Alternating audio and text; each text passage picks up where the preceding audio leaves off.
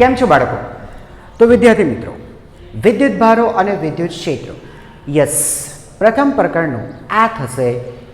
Actually તો છઠ્ઠો video lecture થશે, પરંતુ મેં એને ભાગ 5A નામ આપ્યું છે, કારણ કે કુલમના નિયમને સ્ટીલ હજુ આપણે કન્ટિન્યુ કરવા માંગીએ છીએ. તો બાળકો, શરૂઆત કરીએ.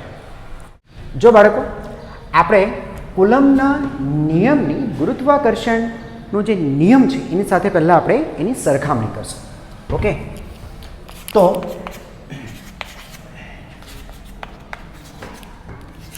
કુલમના નિયમની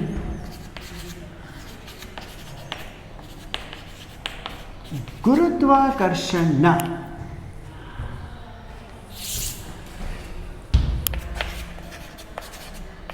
નિયમની સાથે સરખામણી. ઓકે બાળકો, ચાલો, ઠીક, ધ્યાન આપજો બાળકો. સૌથી પહેલાં આપણે એની સામ્યતાઓ જોઈશું.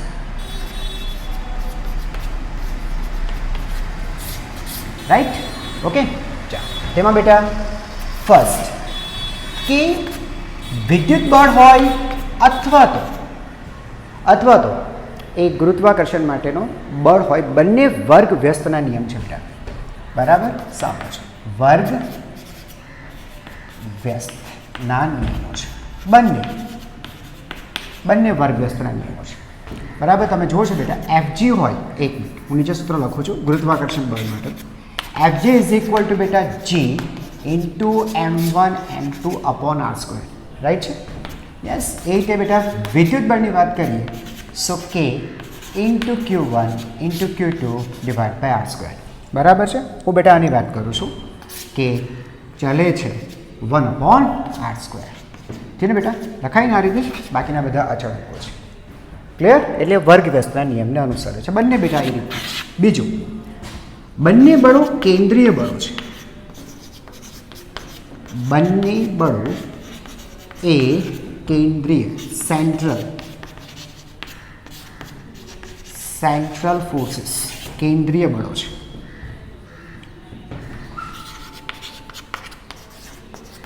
તમે જોયું બેટા, ગુરુત્વાકર્ષણ બળ લઈએ પહેલાં આપણે.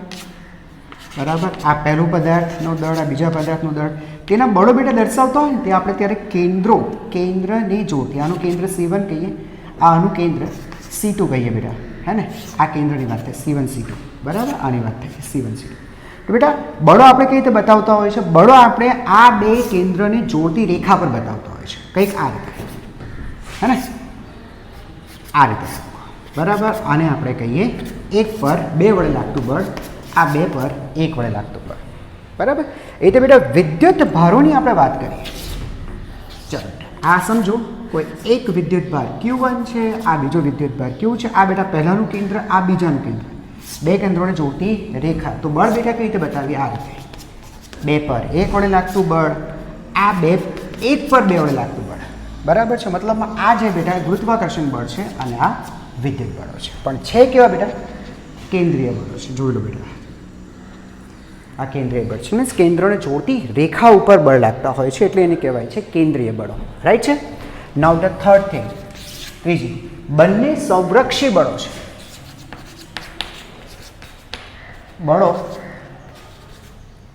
સંરક્ષી બળો છે. સંરક્ષી બળો બેટા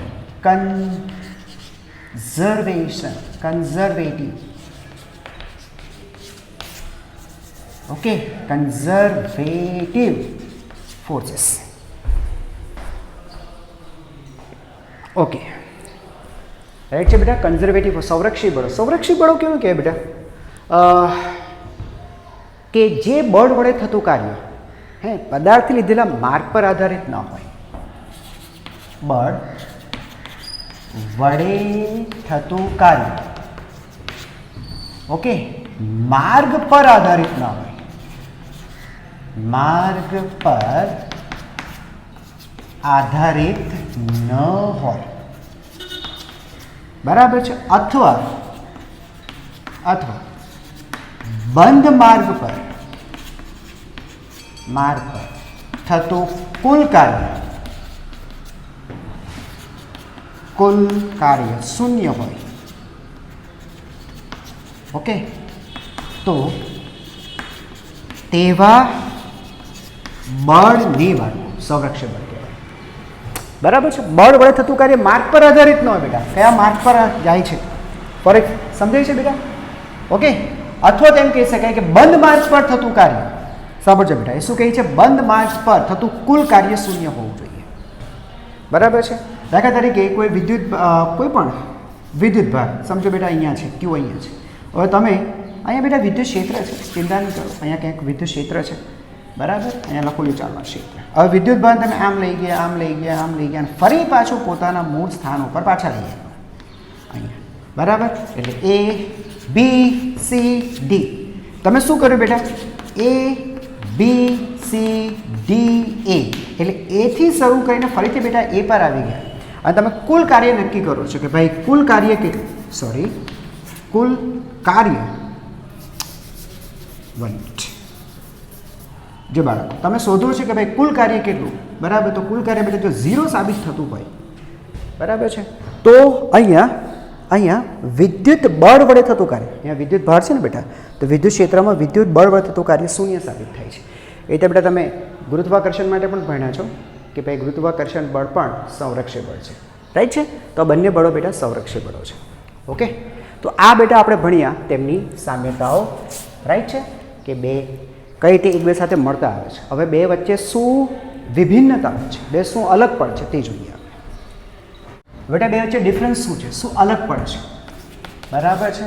એટલે આ બળો કઈ રીતે અલગ પડે છે, બરાબર છે બાળકો. હવે આપણે આ બાબતને શીખશું કે એ લોકો કઈ રીતે અલગ પડે છે, રાઈટ છે, ઓકે. ચાલો જોજો બેટા.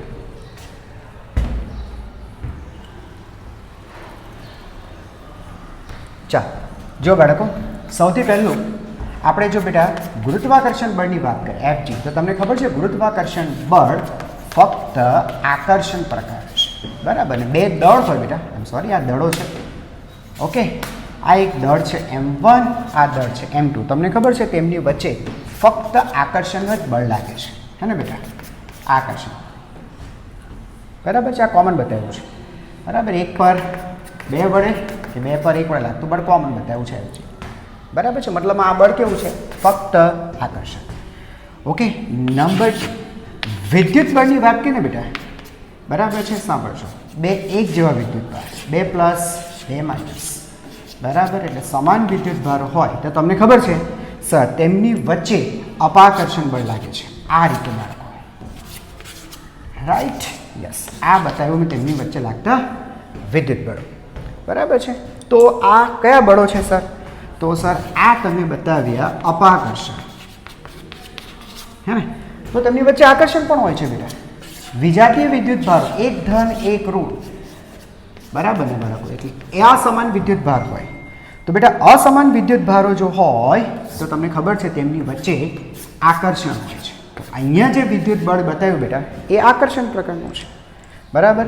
તો અહીંયા લખું છું બાળકો, અહીંયા શું થયું? આકર્ષણ. તો અહીંયા બેટા બળ બે પ્રકારે છે, અપાકર્ષણ અને આકર્ષણ, બરાબર. પેલું ફક્ત આકર્ષણ, સમજાઈ ગયું?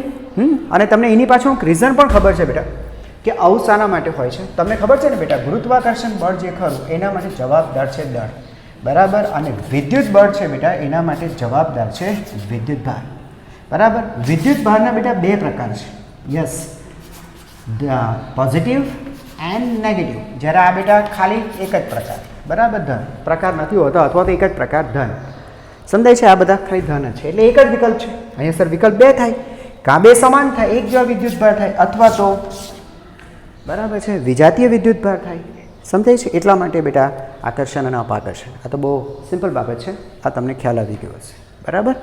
ચાલો, તો આ બેટા જે જુદું પડે છે તે પહેલી બાબત કે ભાઈ આ કારણે આ લોકો જુદા પડે છે.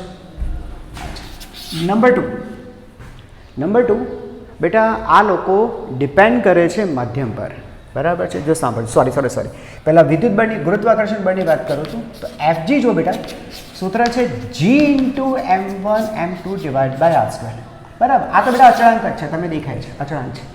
આ જી છે ને જી, એને કહેવાય છે ગુરુત્વાકર્ષણનો સાર્વત્રિક અચળાંક. ગુરુત્વાકર્ષણનો સાર્વત્રિક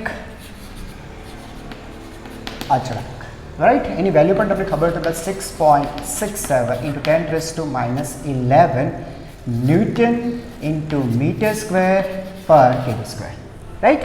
સાર્વત્રિક અચળાંક એટલે બેટા એ તમે શું કહેવા માંગે છે? સાર્વત્રિકનો બેટા અર્થ થાય કે આ જે અચળાંક છે, આ જે કંઈ પણ અચળાંક છે, બરાબર છે, એ અચળાંક દરેક સ્થળે અને સમયે બરાબર છે સમાન મળે. એટલે કહેવાનો મતલબ કે બદલાતો નથી, ફિક્સ જ છે, બરાબર. એટલે તમે સમજી ગયા છો કે આ જે બળ છે એ બળ એ માધ્યમ પર આધારિત નથી. માધ્યમ પર આધારિત નથી, આવું કહેવા માંગુ છું, બરાબર છે. તો એની અગેન્સ્ટમાં બેટા આપણે વિદ્યુત બળને તપાસીએ ને તો તમને ખબર છે વિદ્યુત બળ sir k into Q1 Q2 divided by R². આ તો બેટા અચળાંકો છે, એને તો જોવાનું નથી. કે શું છે સર? કે એ છે કુલમ્બનો અચળાંક. તમને ખબર છે બેટા કુલમ્બનો અચળાંક. આ જે અચળાંક છે બાળકો, આ અચળાંક એ માધ્યમ પર આધારિત છે. સર કઈ રીતે આધારિત છે તમને ખબર છે બેટા? આપણે લખીએ છીએ 1/4πε, બરાબર. અહીંયા એપ્સાઇલોન એ શું છે સર? એ જ તો છે માધ્યમની પરમિટિવિટી. પરમિટિવિટી બેટા તમને કોન્સેપ્ટ સમજાયું છે, બરાબર. એટલે આ માધ્યમ પર આધાર રાખે છે. તો કે માધ્યમ પર આધાર રાખે, બરાબર. એટલે કહીશું બળ માધ્યમ પર આધાર રાખે છે. તો આ છે, બરાબર છે, કે ભાઈ બે દળ વચ્ચે ગમે તે માધ્યમ હોય બળ સરખું જ લાગશે. તો અહીંયા બે વિદ્યુત ભાર વચ્ચે જો માધ્યમ બદલાશે તો પણ બળ બદલાઈ જશે, બરાબર છે. તો આ બાબત પણ તમારે યાદ રાખવાની છે, બરાબર છે. થોડુંક આગળ ભણીએ બેટા. આની અંદર ધ્યાન આપજો જરા બેટા. જીની વાત કરીએ ને, જીની વેલ્યુ કેટલી છે? 6.67 into 10⁻11 newton into metre square, yes, per KG square. અને કુલમ્બ અચળાંક કેની વાત કરીએ બેટા તો 9 × 10⁹, બરાબર. આટલા ન્યૂટન ઇન્ટુ મીટર સ્ક્વેર પર કુલમ્બ સ્ક્વેર, બરાબર. ચાલો, એકમ મેટર એસઆઈ છે બંને. અહીંયા જો બેટા આ છે 10⁻11, આ છે 10⁻+9, બરાબર. એટલે એટલું તો તમે બેટા સમજી ગયા છો કે સર જી જે ખરું અથવા કે જે ખરું બેટા, કેની વેલ્યુ જી કરતાં ઘણી મોટી છે. તો પછી એનો અર્થ શું થયો બેટા? એનો અર્થ એમ થયો કે ભાઈ વિદ્યુત બળ એ ગુરુત્વાકર્ષણ બળ કરતાં ઘણું વધારે છે, હે ને. છતાં બેટા આ બાબત આપણે એક ઉદાહરણ દ્વારા આપણે સમજવાનો પ્રયત્ન કરીએ. એક એક્ઝામ્પલ લઈએ, ઉદાહરણ. જો બેટા બે ઇલેક્ટ્રોન છે કે જેમની વચ્ચેનું અંતર 1 મીટર છે, રાઈટ. 1 મીટર બેટા તેમની વચ્ચેનું અંતર છે. અચ્છા, ધ્યાન આપજો બેટા. તેમની વચ્ચે લાગતું ગુરુત્વાકર્ષણ બળ શોધીએ અને તેમની વચ્ચે લાગતું વિદ્યુત બળ શોધીએ. એના પછી આપણે કમ્પેરિઝન કરીએ કે આ કેટલા અંશે સાચું છે. ઓકે, ચાલો, ઠીક છે બેટા. પહેલાં ગુરુત્વાકર્ષણ બળ શોધશું તો આપણને જોઈશે G into m1 m2 divide by R². Okay બેટા, એમની વાત કરીએ તો ઇલેક્ટ્રોનનું દળ એ લેજો બેટા 9.1 into 10⁻31 kg, રાઈટ. ઓકે, ચાલો બેટા. તો ગુરુત્વાકર્ષણ બળ કેટલું થશે? 9.1 into 10⁻31 kg into m1 m2, બરાબર. દળની વાત કરીએ બેટા 9.1 into 10⁻31, આવા બે છે એટલે તેનો વર્ગ છેદમાં 1 મીટર એને તેનો વર્ગ એટલે 1, બરાબર. હવે બેટા લગભગ ચલાવું છું, જો ધ્યાન આપજો. આને છે ને બેટા હું 10 વાંચી લઉં, 9ની જગ્યાએ 10, 10 એટલે આ 10⁻30, 30નો વર્ગ એટલે 60, બરાબર. -60 અને -31, બાકીનું બેટા એઝ ઇટ ઇઝ રહેવા દે, જેમ છે ત્યાં, બરાબર. એમ જોવા દે ને બેટા તો આ 9.1 ને પણ આપણે 9.16, અરે યસ, જીની વેલ્યુ કેમ આવું લખી? જીની વેલ્યુ છે બેટા 6.67. અરે એક મિનિટ હા બેટા, એક્સ્ટ્રીમલી સોરી, વેલ્યુ મૂકવામાં ભૂલ થઈ ગઈ ને. ચાલો, કંઈ વાંધો નહીં. જે બધા ધ્યાન આપજો. જીની વેલ્યુ છે 6.67 into 10⁻11 ઇન્ટુ દળની વેલ્યુ છે 9.1 × 10⁻31 kg અને આવી 2 ભાગ્યા 1. હવે ઓકે છે. તો બેટા આને રહેવા દઈએ 1.6. આને મેં કીધું 10 વાંચ્યા 10 એટલે આ 30 થશે, 30 એટલે આ -60 અને -11 એટલે આ થશે 10⁻71 ન્યૂટન. ચાલો આ લગભગ બેટા વેલ્યુ છે, ફિક્સ નથી, આવું જ હોય જરૂરી નથી. ચાલો હવે વિદ્યુત બળની વાત કરીએ બેટા, k × Q1 Q2 / r². જ્યાં સુધી બેટા વિદ્યુત ભારની વાત છે એ તમારે ઇલેક્ટ્રોનનો વિદ્યુત ભાર 1.6 × 10⁻19 કુલમ લેવો પડશે. ચાલો kની વેલ્યુ 9 ગુણ્યા 10⁹ 1.6 × 10⁻19 અને તેનો વર્ગ ભાગ્યા અંતર એ તમને ખબર છે 1. હવે શું કરશું બેટા, ફરીથી લગભગ થોડું જ કામ કરીએ. 10 આ થશે 19 એટલે -38 અને એઝ ઇટ ઇઝ રહેવા દઉં છું, બરાબર, હું કંઈ નથી કરવા માંગતો. આ 10⁹9 લઈએ, 9ને 10 કરી દઈએ, 10 એટલે આ 10⁻10 એટલે +10. ઓકે, તો this value is near about -28 newton. ચાલો બરાબર, જે કંઈ પણ બેટા વેલ્યુઝ છે આપણી પાસે એ બધું લગભગ વેલ્યુ છે ને. ઓકે ચાલો કંઈ વાંધો નહીં, આપણે તો ખાલી સરખામણી કરવાની થોડી મતલબ હતી, જોઈ લે બેટા. ચાલો વિદ્યુત બળ અને ગુરુત્વાકર્ષણ બળનો બેટા ગુણોત્તર લઈ લઈએ. તો વિદ્યુત બળ લગભગ લખું છું 10⁻28 નીચે 10⁻71 એટલે આ ગુણોત્તર થશે 71 - 28 એટલે કેટલું થયું બેટા 73. યસ 10 નહીં સોરી 43, બરાબર 43. એકચ્યુઅલી બેટા છે ને પરફેક્ટ તમને આઈડિયા આપો ને બેટા, તો આ વેલ્યુ ખરેખર આ રીતની હોય છે, Fe / Fg બરાબર છે. This value is near about 10⁻45 આ હોય છે, બરાબર. તમને ખબર પડે બેટા આનો અર્થ શું થયું? આનો અર્થ થયું કે વિદ્યુત બળ બરાબર એ ગુરુત્વાકર્ષણ બળ કરતાં 10⁻45 ગણી વધારે છે. આ ખબર પડી બાળકો? એટલે લખ્યું છે કે વિદ્યુત બળ ગુરુત્વાકર્ષણ બળ કરતાં ખૂબ વધારે છે, બરાબર છે. આ ખરેખર છે ને બેટા વિદ્યુત બળ તમને ખબર છે કુદરતના જે 4 મૂળભૂત બળો છે એ 4 મૂળભૂત બળોમાંથી સૌથી નિર્બળ બળ ગુરુત્વાકર્ષણ બળ છે, બરાબર. જો બેટા વિદ્યુત બળ ગુરુત્વાકર્ષણ બળ કરતાં કેટલું 10⁻43 ગણું વધારે છે.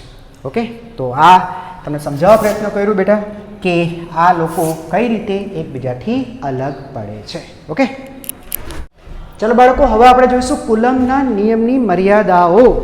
ઓકે ચાલો જોઈએ શું લિમિટેશન્સ છે બેટા એ જોઈએ આપણે એની. Okay yes limitations. Okay limitations કુલમના નિયમની મર્યાદાઓ, બરાબર છે. ચાલો બેટા સૌથી પહેલી વાત કરીએ ને બેટા તો તે બિંદુવત વિદ્યુત ભારો માટે જ સાચું છે. બિંદુવત વિદ્યુત ભારો માટે જ સાચો છે, બરાબર. બિંદુવત વિદ્યુત ભારો માટે જ સાચો છે, ફેલાયેલા વિદ્યુત ભારો માટે નહીં. એક્સટેન્ડેડ ફેલાયેલા વિદ્યુત ભાર, સાંભળજો બેટા, વિદ્યુત ભાર માટે સાચો નથી. શાના માટે સાચો છે બાળકો? બિંદુવત વિદ્યુત ભારો માટે સાચો છે. અને શાના માટે સાચો નથી? તો ફેલાયેલા વિદ્યુત ભારો માટે તે સાચો નથી. શું છે બેટા એને આપણે વ્યવસ્થિત સમજવાનો પ્રયત્ન કરીએ. ચાલો બેટા બરાબર ધ્યાન આપજો. બિંદુવત વિદ્યુત ભારો, અચ્છા પેલા તમને લોકોને એટલું તો ખબર છે કે બિંદુવત વિદ્યુત ભારો કોને કહેવાય? યાદ છે ને બેટા?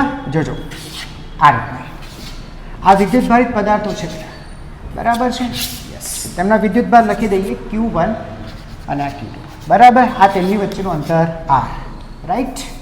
યસ અંતર R, બરાબર. મેં તમને શું કીધું બેટા? વિદ્યુત ભારિત પદાર્થની સાઇઝ, જે પદાર્થો છે બેટા એ પદાર્થોની જે સાઇઝ છે એ size sorry not greater than, બરાબર, ડબલ લેસ ધેન R. એટલે જો વિદ્યુત ભારિત પદાર્થોની સાઇઝ એટલે બેટા તેનો વ્યાસ, તેનું ક્ષેત્રફળ, કદ, આવી બધી બાબતો. તો સાઇઝ જો અંતરની સરખામણીમાં અવગણી શકાય એટલી બધી ઓછી હોય, જો અંતરની સરખામણીમાં ખૂબ જ ઓછી, આની વાત કરીએ ખૂબ જ ઓછી, અંતરની સરખામણીમાં, તો આ પદાર્થને તમે બિંદુવત કહી શકો. આવા કિસ્સા માટે જ કુલમ્બનો નિયમ સાચો છે. બરાબર છે? ધ્યાન આપજો બેટા, મેં તમને આગળ પણ કીધું હતું કુલમ્બનો જે નિયમ છે એ કેન્દ્રીય બળો છે. કુલમ્બનો નિયમ અથવા કુલમ્બ બળ એ કેન્દ્રીય બળ છે. કુલમ્બ બળ, ધ્યાન આપજો બેટા, કેન્દ્રીય બળ છે. પ્રોબ્લેમ બેટા અહીંયા જ થાય છે. જો બરાબર, તેમના કેન્દ્રોને જોડતી રેખા પર બળ લાગતા હોય. દાખલા તરીકે બેટા આ પ્લસ છે, આ પણ પ્લસ છે, તો બળ બેટા આ રીતે આપણે બતાવતા હોઈએ છીએ. બરાબર, આને 1 કહીએ અને 2 કહીએ, તો 1 પર 2 વડે અને 2 પર 1 વડે કેન્દ્રીય બળો છે. હવે બેટા ફેલાયેલા વિદ્યુત ભાર માટે સાચો નથી એ વસ્તુને તમે બરાબર સમજો. ફેલાયેલો વિદ્યુત ભાર સમજો બેટા, આ એક અહીંયા સમજીએ આપણે. ઓકે, ધ્યાન આપજો બાળકો. જો સમજો, આ એક પદાર્થ છે બેટા, આ એક બીજો પદાર્થ છે. તમે જોઈ શકો છો બિંદુવત નથી, કારણ કે જો આના કેન્દ્ર લઈએ બેટા, બરાબર છે, તો અંતરની સરખામણીમાં જોઈ શકાય છે એની સાઇઝ કંઈ અવગણ્ય તો નથી. બરાબર છે? હવે સમજો બેટા, વાહક ગોળા છે, તો જે પણ વિદ્યુત ભાર છે, સમજો આ રીતના બેટા વિદ્યુત ભાર છે, આની ઉપર પણ બેટા આ રીતના વિદ્યુત ભાર છે. હવે તમે આ બે ગોળાઓને, આ પહેલો ગોળો, આ બીજો ગોળો, આ બે ગોળાને તમે એકબીજા નજીક લાવશો ને તો શું કરશે ખબર? આ જે વિદ્યુત ભારો છે ને, હવે દાખલા તરીકે પ્રથમ ગોળા પરનો ધન વિદ્યુત ભાર એ બીજા ગોળા પરના ધન વિદ્યુત ભારને લીધે અપાકર્ષણ છે, દૂર જશે. બરાબર? એટલે હું કહેવા માંગુ છું બેટા, આ જે વિદ્યુત ભારો છે આ એ શિફ્ટ પાછળની બાજુ થશે, અને એ રીતે બેટા આ વિદ્યુત ભારો પણ બધા પાછળ શિફ્ટ થશે, કારણ કે અપાકર્ષણ બળ છે. સમાન વિદ્યુત ભારો વચ્ચે અપાકર્ષણ લાગે છે. તો બેટા થશે શું? સાંભળજો, આ પરિસ્થિતિ બેટા કંઈક આવી કંઈક દેખાવી જોઈએ. આ કંઈક આ રીતે થશે છે ને બેટા, આ બધો પાછળ ખસી ગયો. આ જે હતો ને આ બધો પાછળ બેક જતો, સમજાય છે? તો હવે શું થશે? બરાબર, જે વિદ્યુત ભારનું કેન્દ્ર પહેલાં જે તમે અહીંયા માનતા હતા, એ વિદ્યુત ભાર ખસી ગયો, એટલે તમે સમજી ગયા. તો આ જે કેન્દ્ર છે બેટા પાછળ ખસે છે, આ કેન્દ્ર પાછળ ખસે છે. આ શું છે પહેલાં તમને હું કહું? વિદ્યુત ભારોનું કેન્દ્ર. બરાબર, એક સરખી રીતે હોય, વહેંચાયેલો હોય, એક સરખી રીતે ડિસ્ટ્રીબ્યુટ થયો હોય તો 100% વચ્ચે હોય, પણ એક સાઈડ ઉપર આવી ગયો બેટા, તો આ શિફ્ટ થશે ને. આ કંઈક અહીંયા આવી ગયો, બરાબર, એ રીતે બેટા આ પાછળ જતો રહ્યો, હે ને? તો હવે અસરકારક અંતર, પહેલાં તમે અંતર જો એમ કહેતા હોય કે ભાઈ અંતર r છે, તો હવે અંતર r નથી રહ્યું, બરાબર છે? પણ તમે સમજો બેટા, હવે જે અંતર છે એ અંતર એ બદલાઈ ગયો, કોઈ r' થયો, r' કે જેની વેલ્યુ r કરતાં વધારે છે. બરાબર, હવે જો તમે સૂત્ર વાપરો, F બરાબર K Q1 Q2 by r², તો r તમે જો આ યુઝ કરો તો ખોટો પડે ને બેટા? સમજાય છે? યસ, એટલે ખોટો છે. તો મેં શું લખ્યું બેટા? આવી રીતે જો સ્પ્રેડ થયેલો હોય વિદ્યુત ભાર, ફેલાયેલો, એક્સટેન્ડેડ હોય, તો તમે કુલમ્બનો નિયમ નહીં વાપરી શકો. સમજાઈ ગઈ બેટા બાળકો? બરાબર સમજાઈ ગયું? તો આ એની પહેલી લિમિટેશન છે કે ફક્ત સ્થિર વિદ્યુત ભાર માટે જ તે લાગુ પાડી શકાશે. રાઈટ? અને હવે જોઈએ આપણે બીજી મર્યાદા. ઓકે, ચાલો અને કાઢી નાખીએ બેટા. બીજી બાબત તમને ખબર છે બેટા, કુલમ્બનો નિયમ એ ફક્ત સ્થિર વિદ્યુત ભારો માટે જ સાચો છે. સ્થિર વિદ્યુત ભાર માટે જ સાચો છે. સ્થિર વિદ્યુત ભાર હોવા જોઈએ. સમજાય છે? ધ્યાન આપજો બેટા. ફોર એક્ઝામ્પલ, આ એક વિદ્યુત ભાર છે, આ એક બીજો વિદ્યુત ભાર છે. આ વિદ્યુત ભાર છે Q1, આ છે Q2, બંને સ્થિર છે. એટલે પહેલાનો કોઈ વેગ નથી બાળકો, બીજાનો કોઈ વેગ નથી, બે વચ્ચેનું અંતર r છે. તો તમે બેટા કુલમ્બનો નિયમ અહીંયા લાગુ પાડી શકશો, કોઈ ટેન્શન નથી. અચ્છા, હવે મારી વાત સાંભળજો બેટા. સ્લાઇટલી નીચે લખું છું. જો બેટા, આ છે Q1, આ છે Q. હવે માનો કે બેટા જે Q1 છે એ Q1 ગતિમાં છે. જોજો બાળકો, બરાબર ધ્યાન આપજો કે Q1 જે છે એ ગતિમાં છે. સમજો તેનો વેગ છે કોઈ v. હા, આનો વેગ નથી. એક મિનિટ, આ પણ એક કામ કરીએ, ગતિમાં રાખીએ, અત્યારે સમજાઈ જશે. આ પણ બેટા કોઈ v, સમજો કે આ u વેગથી ગતિમાં છે, બરાબર? આનાથી કંઈ ફરક નથી પડતો. આ v વેગથી પેલો u વેગથી ગતિમાં છે, બંને ગતિમાં છે. હવે બાળકો થશે શું? બરાબર ધ્યાન આપજો બેટા, થશે શું? તમારે આ યાદ રાખવાનું છે કે ગતિ કરતો વિદ્યુતભાર વિદ્યુત પ્રવાહ રચે છે. બહુ અગત્યની બાબત છે. બહુ અગત્યની બાબત છે. ગતિ કરતો વિદ્યુત ભાર વિદ્યુત પ્રવાહ રચે છે. વિદ્યુત ભારનો પ્રવાહ એને જ કહેવાય બાળકો વિદ્યુત પ્રવાહ. એટલે અહીંયા શું બન્યું બેટા? બરાબર, આ વિદ્યુત ભાર ગતિ કરે છે, v1 વ્યક્તિ ગતિમાં છે, તો એ પ્રવાહ બનાવે છે. સમજો, એના દ્વારા નિર્માણ પામતો પ્રવાહ આપ્યું છે. બરાબર છે. હવે બેટા બીજી વસ્તુ એ કે પ્રવાહની ચુંબકીય અસરો હોય છે. આ વસ્તુ બેટા આગળ જતા શીખશું. બરાબર છે. પ્રવાહની ચુંબકીય અસરો હોય છે. તે મેગ્નેટિક ફિલ્ડ જનરેટ કરે પોતાની આસપાસ. તો જો બેટા ધ્યાન આપજો, આની આસપાસ એ કંઈક મેગ્નેટિક ફિલ્ડ બનાવશે. બરાબર, સમજો એ મેગ્નેટિક ફિલ્ડ છે ચુંબકીય ક્ષેત્ર બી. હવે એ ચુંબકીય ક્ષેત્રમાં ગતિ કરતો વિદ્યુત ભાર આવે. દરેક બાબત બેટા હું લખું છું.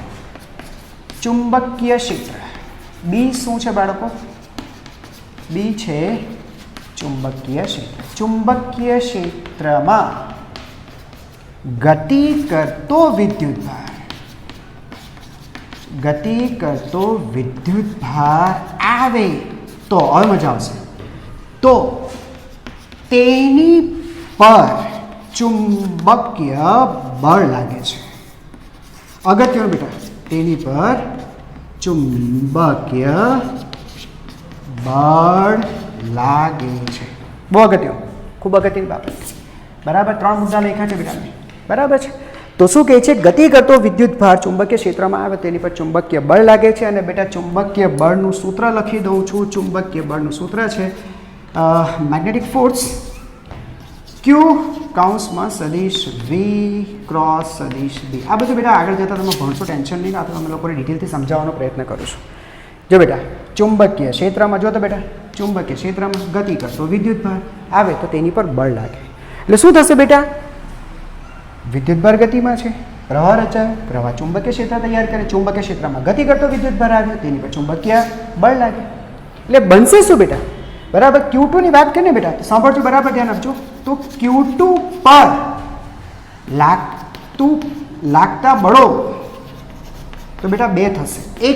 એક વિદ્યુત ભાર બીજા વિદ્યુત ભાર પર જે બળ લગાડે છે તે વિદ્યુત બળ એ તો લાગશે જ, સાથે બેટા મેગ્નેટિક ફોર્સ પણ લાગશે. અહીંયા મેગ્નેટિક લખી દઉં છું.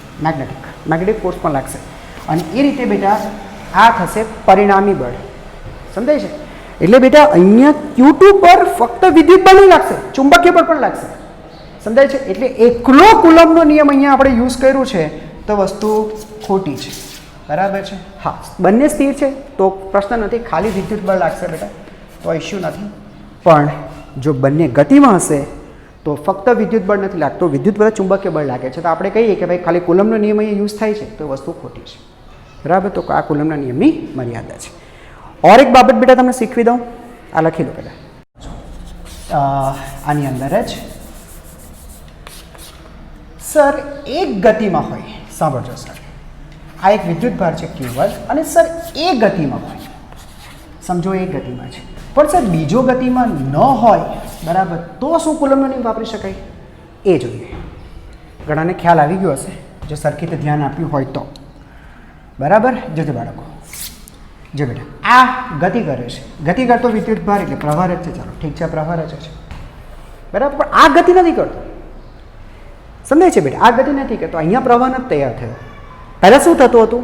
બંને ગતિ કરતા હતા, એટલે બંને દ્વારા પ્રવાહ નિર્માણ પામતા. એટલે કોઈ પણ એક વિદ્યુત ભાર બીજા પ્રવાહના ચુંબકીય ક્ષેત્રમાં હતો, એટલે બંને પર બળ લાગતું. જો આમાં પ્રવાહ રચાય છે એટલે તે ચુંબકીય ક્ષેત્ર તૈયાર કરે. એ ચુંબકીય ક્ષેત્રમાં Q2 ગતિ કરતો હતો એટલે તેની પર બળ લાગે, ચુંબકીય બળ લાગે. અચ્છા, Q2 પણ ગતિમાં હતો એટલે એ પણ કરંટ તૈયાર કરશે, પ્રવાહ તૈયાર કરશે. અને એના ચુંબકીય ક્ષેત્રમાં Q1 ગતિ કરે છે તો એની પર પણ ચુંબકીય બળ લાગે છે. એટલે બંને પર ચુંબકીય બળ લાગતા હતા. એટલે વિદ્યુત બળ ઉપરાંત ચુંબકીય બળ. તો આપણે કીધું ભાઈ કુલમ્બનો નિયમ ત્યાં વેલિડ નથી. પણ હવે અહીંયા જો સમજો આ ગતિમાં નથી, તે સ્થિર છે. બરાબર ને બેટા? આ ગતિ નથી કરતો. અચ્છા, તે સ્થિર છે. તો સર ખાલી આને આ ગતિ કરે છે, તે પ્રવાહ નિર્માણ કરે છે. ઓકે સર, તો આને તૈયાર કર્યું ચુંબકીય ક્ષેત્ર. ચાલો, હવે એ ચુંબકીય ક્ષેત્રની અંદર આ વિદ્યુત ભાર છે, શું તેની પર ચુંબકીય બળ લાગશે? ચુંબકીય બળનું સૂત્ર શું બતાવ્યું બેટા મેં તમને? મેગ્નેટિક ફોર્સ એટલે ક્યુ કૌંસમાં સદિશ વી ક્રોસ સદિશ બી, બરાબર. શું છે બેટા? ગતિ કરતા વિદ્યુત ભાર પર. આગળનો મુદ્દો બરાબર સમજાવો હોય તો ગતિ કરતા વિદ્યુત ભાર પર બળ લાગતું હોય છે. સર આ વિદ્યુત ભાર તો સ્થિર છે બાળકો, એટલે આ તો 0 થયો. હવે એ 0 થઈ ગયો તો બળ પણ 0 થઈ ગયું. એટલે આની વચ્ચે ફક્ત શું વર્તાયું છે કે ભાઈ અંતર કઈ હોય તો તમે બેટા ખાલી વિદ્યુત બળ શોધી શકશો. એટલે અહીંયા કુલમ્બનો નિયમ વેલિડ છે. ઓકે, તો બેટા હું તમને છે ને લખી બતાવું. 3 કેસ બેટા આપણે ભણ્યા, બરાબર. ચાલો આને ABCD કરી નાખું, કારણ કે મારા માટે હજુ એક કિસ્સો બાકી છે, એટલા માટે. અને 2 કિસ્સા થયા ને, લિમિટેશન 2 થયા, હજુ એક લિમિટેશન બાકી છે. જો બેટા બંને સ્થિર હતા, બરાબર. એટલે આને પણ વેગ નથી અને આને પણ વેગ નથી. તો આવા કિસ્સામાં કુલમ્બનો નિયમ વેલિડ છે. અચ્છા, Q1 ગતિમાં છે અને Q2 જોડે બાળકો એ પણ ગતિમાં છે. એટલે આ V1 વેગથી આ V2 વેગથી, તો તમને ખબર છે ખોટું, અહીંયા નિયમ નથી ચાલતો. Q1 ગતિમાં છે પણ Q2 સ્થિર છે, આને વેગ છે પણ આનો વેગ 0 છે. તો આ કિસ્સામાં સાચું છે, કારણ કે ફક્ત વિદ્યુત બળ બેટા અહીંયા જ બનશે, અહીંયા વિદ્યુત બળ નથી બનતું, અહીંયા નથી બનતું. એટલે જ્યાં વિદ્યુત બળ ન બને ત્યાં કુલમ્બનો નિયમ સાચો છે. તો આઈ હોપ કે આટલું તમને સમજાઈ ગયું હશે.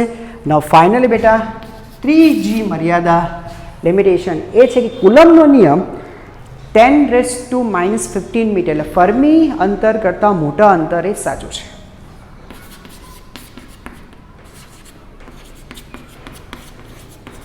કુલમ્બનો નિયમ 10⁻⁻15 મીટર એટલે કે ફર્મી, બરાબર છે. ફર્મી મીટર અંતર કરતા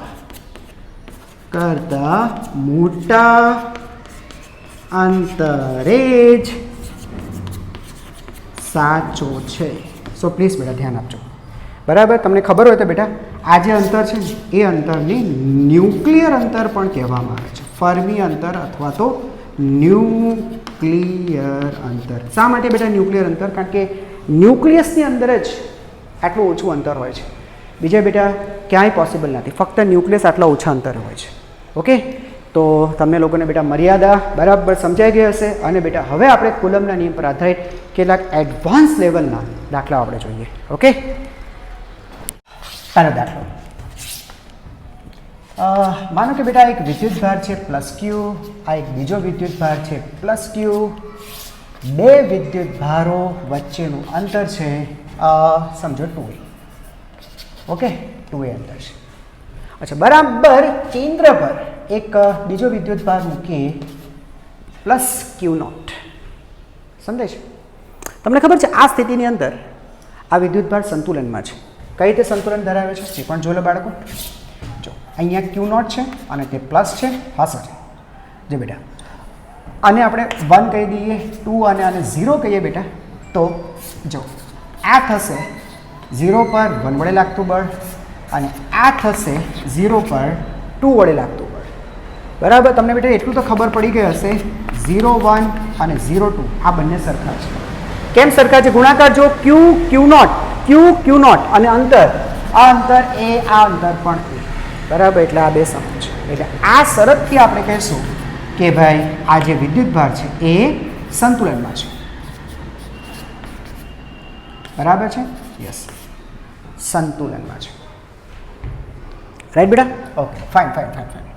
અચ્છા, હવે એક કામ કરે બેટા, આ Q0 છે ને એને એની જગ્યાએથી થોડુંક સ્થાનાંતર આપીએ. જો આટલું બેટા અહીંયા સાંભળજો, બરાબર ધ્યાન આપજો. અહીંયાથી બેટા આપણે આગળ જઈએ, આ x જેટલું સૂક્ષ્મ સ્થાનાંતર આપીએ, થોડુંક આગળ લઈ જઈએ. બરાબર, પરિસ્થિતિ જોજો બેટા હવે શું થાય છે. બરાબર, ધ્યાનથી જોતા રહેજો બાળકો.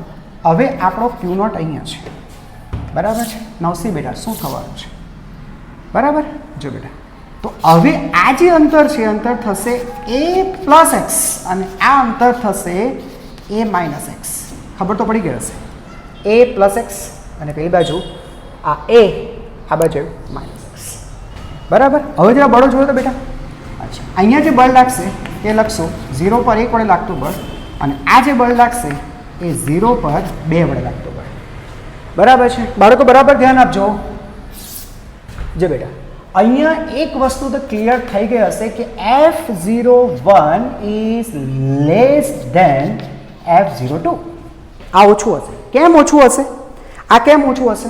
અહીંયા જો બેટા અંતર વધારે છે, અંતર વધારે છે, આ વિદ્યુતભાર ઓછું બળ લગાડશે, કારણ કે તમને ખબર છે બેટા બળ એ અંતરના વર્ગના વ્યસ્ત પ્રમાણમાં હોય છે.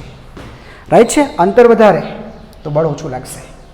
ઓકે, તો નેટ ફોર્સ ક્યાં આવશે?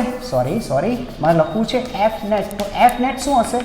એફ નેટ હશે F02 માઇનસ F01. હે ને બેટા? મોટામાંથી નાનું બાદ કરો. F02 minus F01. ખ્યાલ આવે છે? કઈ તરફ? ડાબી તરફ. એટલે આપણે માઇનસ પહેલે પુટઅપ કરવી હોય તો લખી શકાય માઇનસ, સાઇન પુટઅપ કરવી હોય તો. બોલો, ખબર પડી બેટા? આ તરફ. એટલે આ તરફ બળ લાગશે. તો સર તમે એને અહીંયા તો આ બાજુ શિફ્ટ કર્યું તો નેટ બળ આ બાજુ લાગશે, એટલે પેલો વિદ્યુત બળ પાછો આ તરફ આવશે, આ તરફ આવશે. બરાબર? એટલે આને આપણે જો એમ કહીએ બેટા, આ જે સ્થાન હતું આનું સ્થાન, એને હું એમ તરીકે કહું તો એમથી એક્સ આ બાજુ ગયા, નેટ ફોર્સ આમ લાગે છે એટલે આમ જશે. હવે જો એક્સ આ બાજુ જાય તો નેટ ફોર્સ આમ લાગશે. એટલે તમે સમજી ગયા હશો. આ એમની આસપાસ, આ બેટા જો ધ્યાન આપજો, આ એમની આસપાસ અહીંયા દોલનો કરશે બેટા, દોલનો. બસ, તો આ દોલનનો આવર્તકાળ નક્કી કરો. દાખલો બેટા આ રીતનો છે. બરાબર સમજાઈ ગયું? ચાલો સોલ્વ કરીએ બેટા. બરાબર છે? ચાલો અચ્છા, ચાલો બેટા F01 શું થશે? તો F01 K. બરાબર છે? ધ્યાન આપજો બેટા, K. F01 આ 1 વડે લાગતું બળ એટલે આના વડે લાગતું બળ બેટા. અહીંયા લખવું છે, અહીંયા લખું બેટા, આ Q, આ Q. ચાલો, તો K Q નોટ, બે વચ્ચેનું અંતર, બે અંતરનું અંતર એટલે બેટા A પ્લસ એક્સ તેનો વર્ગ. બરાબર? અને F02 થશે K Q નોટ અને અંતર A માઇનસ એક્સ આખાનો વર્ગ. આટલું તો બેટા સમજાતું હશે. ઓકે, ધેરફોર F નેટ શું થશે? તો F નેટ થશે માઇનસ K સામાન્ય બેટા, Q નોટ સામાન્ય, Q પણ સામાન્ય. બરાબર છે? યસ. તો ઇન્ટુ બ્રેકેટ 1 અપોન પહેલાં 2 છે ને, એટલે A માઇનસ એક્સ તેનો વર્ગ માઇનસ A પ્લસ એક્સ તેનો વર્ગ. એટલે સુધી ખબર પડી? થોડુંક સાદું રૂપ આપીએ બેટા, minus K Q naught Q. અચ્છા, લસા થશે A માઇનસ એક્સ તેનો વર્ગ ગુણ્યા A પ્લસ એક્સ તેનો વર્ગ, એટલે A minus X A plus X આખાનો વર્ગ. It means A square minus X square આખાનો વર્ગ. આ બ્રેકેટ અહીંયા મલ્ટીપ્લાય થશે એટલે A પ્લસ એક્સ તેનો વર્ગ માઇનસ A માઇનસ એક્સ તેનો વર્ગ. બરાબર? Okay, so is equal to minus K Q naught, K Q naught. અહીંયા વર્ક કરશું એટલે A સ્ક્વેર. જો અહીંયા A સ્ક્વેર કેન્સલ, મધ્યમ પદ થશે પ્લસ 2AX, અહીંયા માઇનસ માઇનસ પ્લસ 2X, એટલે આ થશે પ્લસ 4AX. ગ્રેટ. અહીંયા અંતિમ પદ થશે પ્લસ એક્સ સ્ક્વેર, અહીંયા થશે પ્લસ એક્સ સ્ક્વેર, પણ આગળ માઇનસ છે એટલે કેન્સલ. બરાબર? એટલે બસ આટલું જ આવશે આ. રાઈટ? અચ્છા, ના છેદમાં A square minus X square whole square. આ બધું બેટા F નેટ. નહીં ફાવે તો સિમ્પલ અને સાદરૂપ આપજો. બરાબર? હા, ઉતાવળ કરવાની કોઈ જરૂર નથી. આ મેળવું બેટા F નેટ. રાઈટ છે? અચ્છા, મેં તમને કીધું બેટા કે એક્સ જે ખરું બેટા એ ખૂબ નાનું છે. બરાબર? સૂક્ષ્મ સ્થાનાંતર આપ્યું છે, બહુ ઓછું સૂક્ષ્મ સ્થાનાંતર આપ્યું છે. તો પછી ધેટ ઇમ્પ્લાઇઝ આમ લખી શકાશે બેટા A square minus X square is near about A square. અને બેટા અવગણી નાખ્યું છે, એને 0 કરી નાખ્યું છે કે ભાઈ બહુ નાનું છે, કાઢી નાખો. તો લખી શકાશે માટે F નેટ થશે માઇનસ K Q નોટ. બરાબર? 4 ને જો કે આગળ લઈ લેવાની જરૂર હતી, કંઈ વાંધો નહીં. એક્સ. બરાબર છે? અચ્છા, 1 મિનિટ. આ એક્સ અહીંયા A રહેશે ને બાળકો, આ A છેદમાં જો આ એક્સ નીકળી ગયો તો A નો 4 ઘાત ઉપર A એટલે છેદમાં થશે AQ. બરાબર? હવે જોજો બેટા, આ બધી બાબતો અચળાંક છે તો લખી શકાશે કે F નેટ છે ઇઝ પ્રપોઝનલ ટુ માઇનસ એક્સ. થશે બાળકો? શું સાબિત કહ્યું? બળ એ સ્થાનાંતરના સમપ્રમાણમાં છે અને માઇનસ તેની વિરુદ્ધ દિશામાં છે. નેટ ફોર્સ તમે એક્સ સ્થાનાંતર આગળ કરાવ્યું હે ને, આમ કરાવ્યું, બળ ક્યાં લાગ્યું? બળ સ્થાનાંતરના સમપ્રમાણમાં હોય તેનાથી વિરુદ્ધ દિશામાં હોય તો આવા બળની અસર હેઠળ થતા દોલનો એ સરળ આવર્ત દોલનો છે અથવા ગતિ સરળ આવર્ત ગતિ છે અને આ ગતિ માટે આપણે આવર્તકાળ નક્કી કરવાનું છે. ચાલો ઠીક છે, કંઈ વાંધો નહીં. વધીએ આગળ બેટા. હવે કામ કરીએ, પ્રવેગ શોધીએ. બરાબર, અને પ્રવેગને એફ ડેશ કહી દઉં છું. તો ભાઈ પ્રવેગ કેટલો થશે? તો પ્રવેગ એ ઇઝ ઇક્વલ ટુ બેટા એફ બાય એમ. તો એફ બાય એમ, આ એફ એટલે એફ નેટ બેટા, બાય એમ એટલે minus K Q not 4. Okay, ચાલો 4 ઇન્ટુ એક્સ અપોન એ ક્યુ અને એમ વડે ભાગવાનું છે. તો આ એમ, તો બેટા આપણને પ્રવેગ મળી ગયો. ઓકે, પરફેક્ટ દેખાય છે, પ્રવેગ મળી ગયો બેટા. ઓકે, હવે બેટા તમને ખબર છે સરળ આવર્ત ગતિ માટેનો જે પ્રવેગ છે એ હોય છે માઇનસ ઓમેગા સ્ક્વેર એક્સ, હે ને. તો આના પરથી બેટા આપણને ઓમેગા સ્ક્વેર મળી ગયો. Omega square is equal to minus K Q nought, sorry not minus, minus તો બેટા કેન્સલ થઈ જશે. કમ્પેરિઝન કરશું એટલે આ માઇનસ કેન્સલ, એક્સ સાથે મળે, બરાબર છે. 4 કે ક્યુ એક્સ ડિવાઇડેડ બાય એન એ ક્યુ. આ પ્રવેગ નથી બેટા, એ છે, અંતર છે, મેં એટલે મેં ડેશ કર્યું હતું અહીંયા. ચાલો, ઓમેગા સ્ક્વેર મળી ગયો. ઓમેગા સ્ક્વેર મળી ગયું એટલે બેટા હવે આવર્તકાળ શોધવા માટે આપણા માટે એકદમ સરળ છે, લખી લો. ચાલો બેટા, ઓમેગા સ્ક્વેર આપણી પાસે તૈયાર છે. હવે આપણા માટે બહુ સિમ્પલ થઈ ગયું બેટા. T is equal to twice pi divided by omega. સૂત્ર જ છે બેટા. So T is equal to twice pi, બરાબર. ઓમેગા છેદમાં છે તો આપણે ઉલટાવીને ગુણી નાખીએ. એમ એ ક્યુબ 4 કે ક્યુ નોટ, બરાબર બેટા. Yes, okay sir. વર્ગનું કેમ લીધું બેટા? ઓમેગા સ્ક્વેર છે ને, મારે અહીંયા ઓમેગા જોઈતો હતો. બસ અહીંયા પૂરું થઈ ગયું, બરાબર. આ મળી ગયું આપણને આવર્તકાળ. ક્લિયર? ચાલો ઠીક છે. પૂછડી દોરવાથી તો મતલબ નથી, બરાબર છે બધું. ઓકે, ચાલો બેટા. હવે એના જેવો જ એક બીજો દાખલો ગણીએ. નંબર 2 સાંભળજો. અચ્છા, ફરીથી આ એક વિદ્યુતભાર છે ક્યુ, આ એક બીજો વિદ્યુતભાર છે ક્યુ, રાઈટ? યસ બાળકો, સાંભળજો. બે વચ્ચેનું અંતર છે ક્યુ. ઓકે, એક મિનિટ બેટા, આપણે ચેન્જ કરીએ. આ માઇનસ કરીએ, આને પણ માઇનસ કરીએ, બરાબર. અચ્છા, હવે એક કામ કરીએ, બરાબર મિડમાં એટલે કે મધ્યમાં. હવે બેટા અહીંયા આપણે પ્લસ ક્યુ નોટ વિદ્યુતભાર મૂકીએ, પ્લસ ક્યુ નોટ. તમને ખબર છે અત્યારે સંતુલનમાં છે, નો ડાઉટ. અત્યારે બેટા સંતુલનમાં છે, કોઈ પ્રશ્ન નથી આવતો. જો બેટા આ પ્લસ ક્યુ નોટ, તો પ્લસ ક્યુ નોટ પર જો બેટા પ્લસ માઇનસ આકર્ષણ, સોરી, આને 1 કહીએ, 0 અને 2 કહીએ, તો આ 0 પર 1 વડે લાગતું બળ અને આ 0 પર 2 વડે લાગતું બળ. અને બેટા તમે સમજો છો આ બંને સરખા હશે, આ બંને સરખા હશે. કેમ સરખા હશે? ગુણાકાર જો ક્યુ નોટ અંતર, આ પણ એ, આ પણ એ, એટલે કોઈ ઇશ્યુ જ નથી આવતો. એટલે અત્યારે આ શરત પ્રમાણે કહે છે કે આ સંતુલનમાં છે. ચાલો ઠીક સર, આટલું તો ખબર પડે સર, આટલું ખબર પડે છે. હવે એક કામ કરીએ બાળકો. સર કોઈ એક તરફ સ્થાનાંતર આપો તો. દાખલા તરીકે તમે જો એમ વિચારો કે સર આપણે એને આગળ લઈ જઈએ, એક્સ જેટલું આગળ લઈ જઈએ તો મરી ગયા. જો તમે એક્સ જેટલું આગળ લઈ ગયા ને, અહીંયા ધ્યાન આપજો, અહીંયા નીચે જ બતાવી દઉં. તમે અહીંયા લઈ ગયા, આગળ લઈ ગયા, જોજો બેટા ધ્યાન આપજો. આગળ લઈ ગયા, અહીંયા લઈ ગયા, આ ક્યુ, બરાબર. હવે જો બેટા સાંભળજો ફરીથી, આ 1 0 2, તો 0 પર 1 વડે લાગતું બળ આકર્ષણ એટલે આ બળ બેટા, આ બળ, બરાબર. અને આ છે 0 પર 2 વડે લાગતું બળ, તે આ. તમે સમજી ગયા છો? F02 is greater than F01 હશે. સર કંઈ ખબર નહીં પડી. અહીંયા જો બેટા અંતર જો, આ અંતર ઓછું થશે, આ અંતર થશે a માઇનસ એક્સ અને અહીંયાથી આખું અંતર a પ્લસ એક્સ. હવે તમને ખબર છે બાળકો, બળ અંતરના વર્ણવ્યાસ પ્રમાણમાં છે. અંતર ઓછું તો બળ વધારે. જો બેટા અંતર ઓછું એટલે આ બળ વધારે છે, અથવા પેલી બાજુ અંતર વધારે તો બળ ઓછું, આવું છે. તો આ બળ વધારે છે તો બેટા આ સીધું આની જગ્યાએ ચોંટી જશે ને, આને ચોંટી જશે, આની સાથે ચીટ કે સ્ટિક થઈ જશે, પછી ગયું. ક્યાં દોલન થવાનું? દોલન નહીં થાય. બંને પ્લસ વચ્ચે પ્લસ દોલન થશે, બંને માઇનસ વચ્ચે માઇનસ દોલન થશે. સમજાય કે બે બાજુ માઇનસ અને વચ્ચે વિજાતીય મૂક્યું, દોલન નહીં થાય. બે બાજુ પ્લસ વચ્ચે માઇનસ, મતલબ વિજાતીય પ્રકારનું થશે આ રીતનું, તો દોલન નહીં થાય. પડી ખબર? Yes yes yes yes yes yes. તો સર આમાં શું કરવાના છે? સાંભળજો બેટા, આને આ રીતે બોટ પર ધ્યાન આપજો બાળકો. 9 કરવાનું છે પ્લસ ક્યુ. યસ, આ પણ બેટા પ્લસ ક્યુ.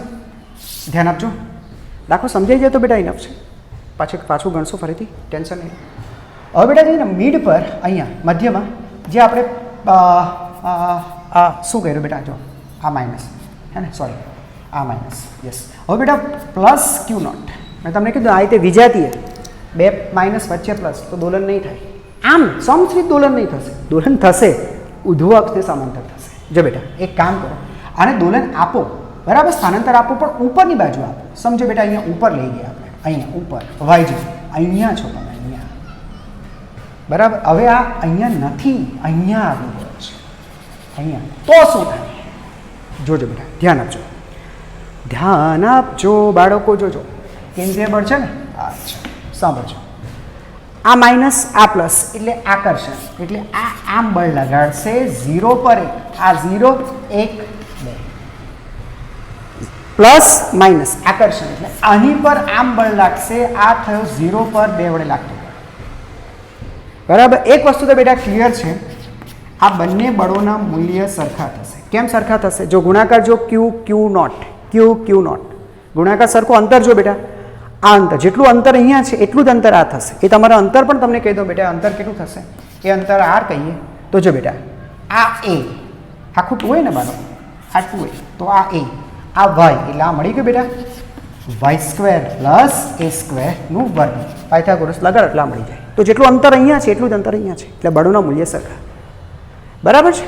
અચ્છા, પણ એક આમ છે એક આમ છે, નાબૂદ નથી કરવા, ઓપોઝિટ ડાયરેક્શન નથી, આમ નથી, આમ છે. તો આનું પરિણામ ક્યાં આવશે બાળકો? જોતા રહેજો. આનું પરિણામ ક્યાં આવશે? સર આનું પરિણામ આમ આવશે, નીચે આવશે. આ એફ નેટ નીચે આવશે, બરાબર. એટલે તમે ઉપર લઈ ગયા તો બળ લાગશે નીચે, એટલે આને એમ કહીએ. તો હવે એમથી નીચે જાય તો નેટ બળ લાગે ઉપર, એટલે તમે સમજી ગયા છો. આને સમાંતર, આને સમાંતર, આમ આ દિશામાં દોલનો થશે, આમ દોલન થશે, બરાબર. તો આપણે શું કરવાનું છે? સર દોલન થાય છે તો દોલનનો આવર્તકાળ નક્કી કરો. દાખલો સમજાઈ ગયો? દાખલો સમજાવવો અગત્યનું છે, બાકી સોલ્વ કરવું તો કંઈ નહીં. ખ્યાલ આવી ગયો? ચાલો બાળકો, આપણે શોધવો છે આવર્તકાળ. પહેલાં નેટ ફોર્સ શોધી કાઢો બેટા. એફ નેટ કેટલો થાય છે? ઓકે સાહેબ, F naught is equal to, જો બાળકો એક કામ કરે, અને થીટા ધારી લઈએ. આ ખૂણો થીટા છે, અને બરાબર આ બંને બળો એફ ધારી લો બેટા, કે ધારો કે એફ છે, તો આ થશે એફ કોસ થીટા, આ થશે F cos theta, 2f cos theta.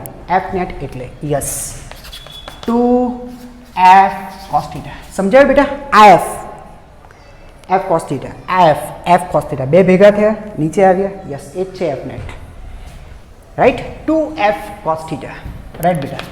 તો 2 એફની વેલ્યુ બેટા પુટઅપ કરીએ બેટા. એફની વેલ્યુ કોઈ પણ એક બળ કે ક્યુ નોટ ભાગ્ય બે વચ્ચેનો અંતર, આ અંતર તેનો વર્ગ, વર્ગ એટલે y² પ્લસ a². જો બેટા વર્ગમૂળ છે, વર્ગ કર્યું કેન્સલ થઈ ગયું, ઇન્ટુ કોસ થીટા, બરાબર. કોસ થીટા શું છે? Cos theta. હવે બેટા છે ને આ કાટકોણ ત્રિકોણ જુઓ, ધ્યાન આપજો બાળકો. ચાલો અહીંયા બતાવું છું. આ કાટકોણ ત્રિકોણ જુઓ બાળકો, બરાબર. આ થીટા છે બાળકો, તો આ પણ થીટા જ થશે. કોસ થીટા, પાસેની બાજુ છેદમાં કર્ણ, એટલે પાસેની બાજુ એટલે બેટા y, અને કર્ણ એટલે એ જ y² plus a² rays two 1/2. આ આર છે બેટા, 1/2. Okay, so 2 K Q nought y upon y² plus a² whole raise to 3/2. આની એક ઘાત છે, આની 1/2, 3/2 ઘાત. યસ બાળકો, તો આ મળ્યું આપણને એફ નેટ, આટલું મળ્યું, બરાબર. જો બેટા, અચ્છા એક વસ્તુ બેટા, આ છે ને માઇનસ થશે. માઇનસ કેમ બેટા? નીચેની બાજુ એ છે બેટા બળ. બળ ક્યાં છે? નીચે. લાસ્ટ ટાઈમ કેવો ડાઈ બાજુ એટલે માઇનસ, એટલે બેટા આ રીતે જરા માઇનસની ભૂલ રહી ગઈ તો આને સુધાર લીધી, સુધાર લેજો બરાબર. આ માઇનસ. હવે જો બેટા આ બધું કોન્સ્ટન્ટ છે. એક મિનિટ થોડુંક ઉતાવળ થઈ ગઈ. તમને ખબર છે બેટા આપણે લઈએ કે વાય છે ને, વાય ખૂબ નાનો છે એટલે સૂક્ષ્મ સ્થાનાંતર આપ્યું છે બરાબર. તો એ શું ઇમ્પ્લાઇઝ કરે છે? ઇમ્પ્લાઇઝ કરે છે કે ભાઈ Y square plus A square which is near about A square. આને બેટા આપણે આવું ગણી નાખ્યું, કાઢી નાખ્યું. તો નીચે શું રહ્યું? એ સ્ક્વેર. સ્ક્વેર એટલે સ્ક્વેર અને સ્ક્વેર રૂટ, વર્ગ અને વર્ગમૂળ નીકળી ગયું, એ ક્યુબ એટલે થશે -2k(q0q) divided by A cube into Y. આ મળ્યું આપણને એફ નેટ. બસ હવે જો બેટા આ જો તો કોન્સ્ટન્ટ થયું તો શું સાબિત કર્યું બેટા? એફ નેટ ચલે છે -y. લો શું સાબિત કર્યું સર? સાબિત થઈ ગયું કે આ સરળ આવર્ત ગતિ છે, બળ સ્થાનાંતરના સમપ્રમાણમાં અને તેનાથી વિરુદ્ધ દિશામાં સરળ આવર્ત ગતિ છે. હવે બેટા સરળ આવર્ત ગતિનો આવર્તકાળ શોધવો આપણા માટે સરળ છે. બળ મળી ગયું એટલે પ્રવેગ શોધી કાઢો કે પ્રવેગ કેટલો છે? તો પ્રવેગ એ ડેશ, નીચે એ છે ને બેટા એટલા માટે એ ડેશ બરાબર શું લખશો બેટા? F net divided by A is equal to F by. So બેટા શું થશે? -2k(q0) divided by A cube. આ વાય આ એફ નેટ થયું ડિવાઇડેડ બાય એમ. એમ વડે ભાગી નાખો. થઈ ગયું બેટા. હવે આપણે શું વાત થયેલી? એ dash is equal two -ω²y. આ તો સરળ આવર્ત ગતિ માટેનો પ્રવેગ છે. તો આ કમ્પેર કરશું એટલે બેટા શું તમને મળ્યું કે omega square is equal two 2kq dash upon m a Q. Right છે બેટા? ચાલો ઓકે ફાઇન. એક મિનિટ સરખી રીતે ભૂસી નાખીએ બરાબર, સરખું દેખાય. ચાલો ઓમેગા મળી ગયું બેટા. ચાલો હવે તો સમજી ગયા છો. આ વત્તા t is equal to 2π by omega. તો t is equal 2π. Omega square છે, ઓમેગા છે, વર્ગમૂળ કર્યું, છેદમાં છે આપણે અંશમાં, આ છેદમાં છે તો ઉલટાવીને ગુણી નાખીએ બેટા એટલે m a cube 2kq q0. Right? Yes. આ મળ્યું બેટા આવર્તકાળ. લો પૂરું થઈ ગયું બચ્ચા પાર્ટી, પૂરું થઈ ગયું બચ્ચા પાર્ટી. સ્ક્રીન પર તો દેખાય છે ને? હે બરાબર છે કે બહુ ઝાઝો ફરક નથી પડ્યો? દેખાશે. ઓકે તમને ખબર પડી ને બેટા? તો ડિફરન્સ ખાલી અહીંયા આવ્યો. જો આગળના સમમાં છે ને અહીંયા 2ની જગ્યાએ 4 હતો, અહીંયા 2 છે, બસ આટલું છે. ત્યાં શું હતું બેટા? બંને ધન, વચ્ચે પણ ધન અને દોલનો સમસ્થિતિ જ થયા. અહીંયા બાજુ પરના બંને ઋણ, વચ્ચે ધન અને એ દોલનો થયા વાયને સમાંતર. ક્લિયર થયું? ઓકે. નાઉ નેક્સ્ટ થર્ડ. હવે એક કામ કરીએ. ચાલો જો સાંભળજો બેટા. આ છે -q, આ છે -q, બે વચ્ચેનું અંતર 2a. બે વચ્ચેનું અંતર 2a.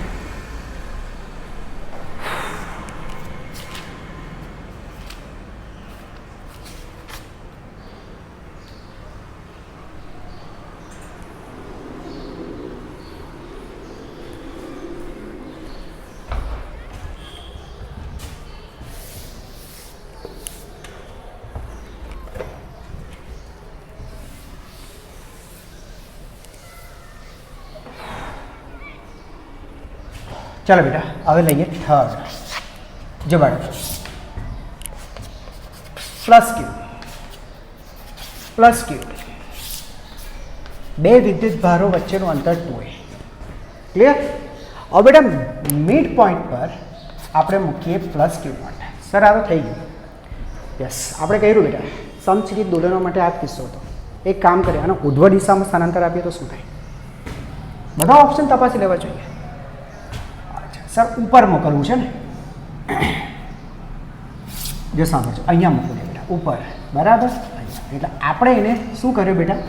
વાય જેટલું સ્થાનાંતર આપ્યું એટલે +q ઉપર મૂકી આપ્યું બરાબર છે. તો શું થાય? આ કિસ્સો આપણે બેટા અભ્યાસ કરવો છે. રાઈટ છે? શું દોલન થશે? હવે તો ચેક કરીએ શું થાય છે બાળકો. જોજો એક મિનિટ બરાબર છે. સારો એવો સ્પેસ જોઈશે. થોડા નીચેથી ફિગર બનાવીએ બેટા. સાંભળજો. અહીંયા હતું બેટા આપણી પાસે +q. ઓકે આ પણ છે પ્લસ ક્યુ, બે વચ્ચેનું અંતર 2a, બરાબર. અહીંયાથી બેટા આપણે ઉપર ગયા, કેટલું ગયા ઉપર y, અહીંયા આપણે મૂક્યું પ્લસ ક્યુ.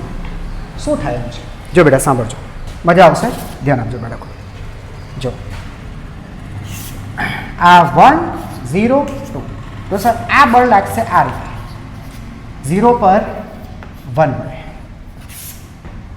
પ્લસ પ્લસ અપાકર્ષણ એટલે આ લાગશે આ રીતે, 0 પર 2 મળે. જો બેટા પ્લસ પ્લસ અપાકર્ષણ પ્લસ પ્લસ અપાકર્ષણ આ રીતે, બરાબર સમજાય છે? હા, તમે ખ્યાલ આવી ગયો હશે હું શું કહેવા માગું છું, તમને ખબર પડી ગઈ હશે કે F01 F02 બે સમાન છે. ગુણાકાર જો Q Q naught Q Q naught, અંતર એ અંતર બેટા તમને લોકોને મેં આગળ પણ કીધું, અંતરનો કંઈ ઇશ્યુ નથી. અંતર બરાબર શું થાય છે, y² plus a² whole raise two 1/2, બરાબર. આ બેટા એ છે, આ y છે, એટલે મળી જાય છે, બરાબર, કોઈ મેટર નથી કરતું. એટલે સર એ સમાન છે, બરાબર. તો બેટા આ બંને બળો સમાન છે, તો તેનું પરિણામ ક્યાં આવશે, એફ નેટ ક્યાં આવશે? જો તો બાળકો એફ નેટ ક્યાં આવશે?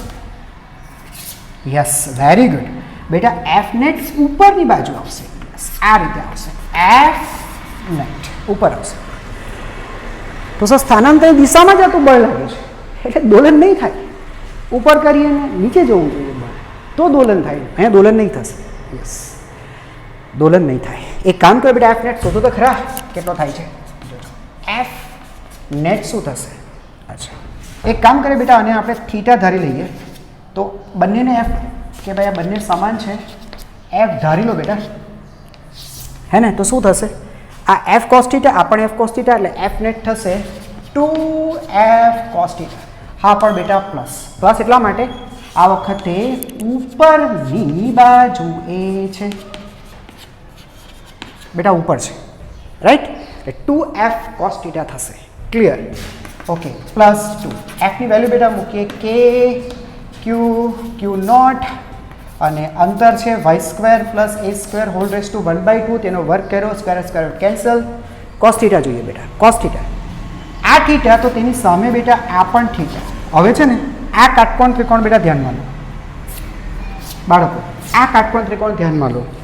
તો કોસ થીટા બરાબર પાસેની બાજુ y બરાબર ના છેદમાં, જો બેટા આની વાત કરું છું, પાસેની બાજુ y ના છેદમાં કર્ણ, એટલે ફરીથી આ બેટા આ જ y² plus a² whole raise two 1/2, બરાબર છે. સો એફ નેટ શું થશે? તો F net is equal to 2k Q naught y upon y² plus a² whole raise to 3/2. જો બેટા સ્થાનાંતરના સમપ્રમાણમાં જ, એનાથી વિરુદ્ધ દિશામાં નથી, એટલે અહીંયા દોલનનો કોઈ ઇશ્યુ નથી આવતો, બરાબર, દોલન નહીં થશે. ઓકે, હા એટલું છે, બે કન્ડિશન બેટા આવી રીતે લખી શકાય. એટલું છે કે y બરાબર 0, જો y બરાબર 0 બેટા, y 0, આ 0 મૂકી દે, અહીંયા પાછા આવી જાય, તમને ખબર એફ નેટ 0 થઈ જશે, બરાબર છે.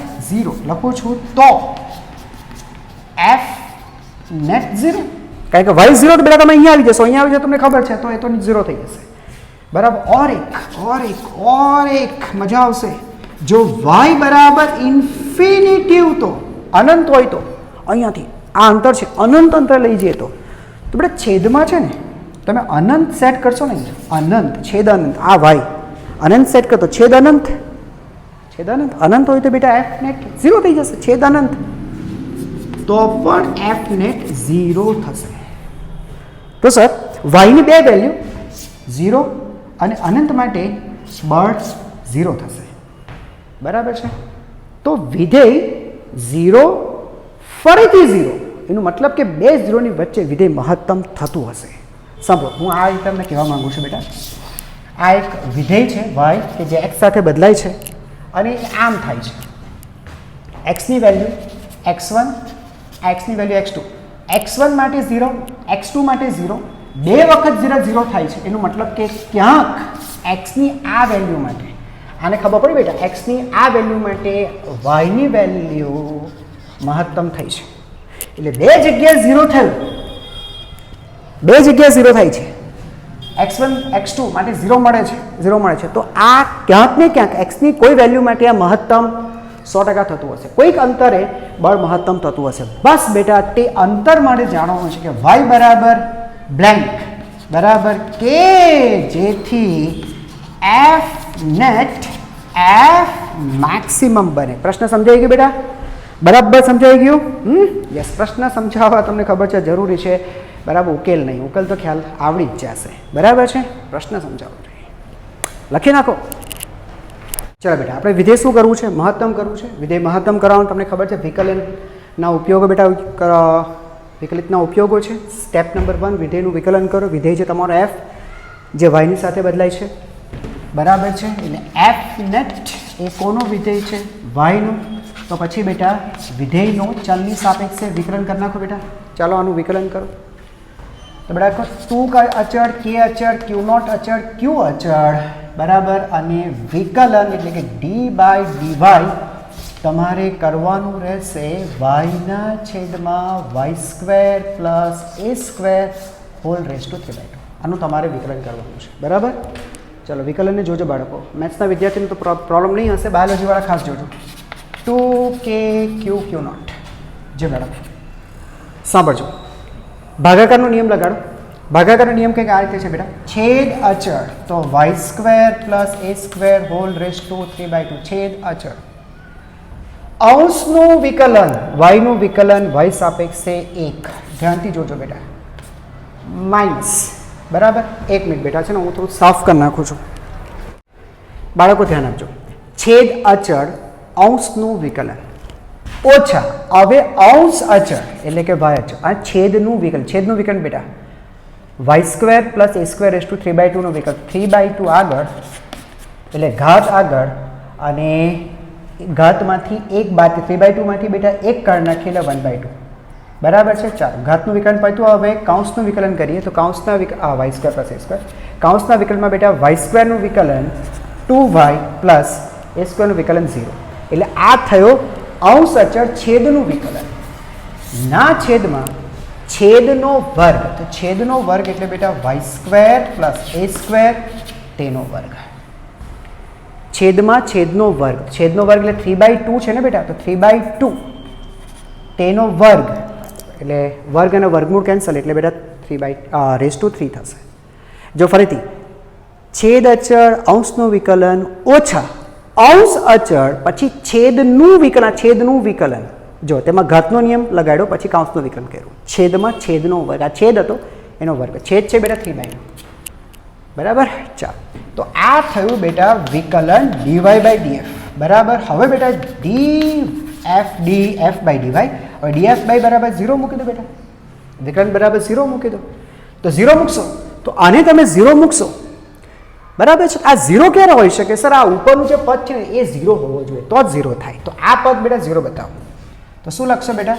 Y square plus A square raise to 3/2 minus, જો બેટા આ 2 કેન્સલ કરી નાખો, બરાબર છે. તો 3y, આ Y square plus A square raise to 1/2. આ આખું પદ 0 હોવું જોઈએ. Okay fine.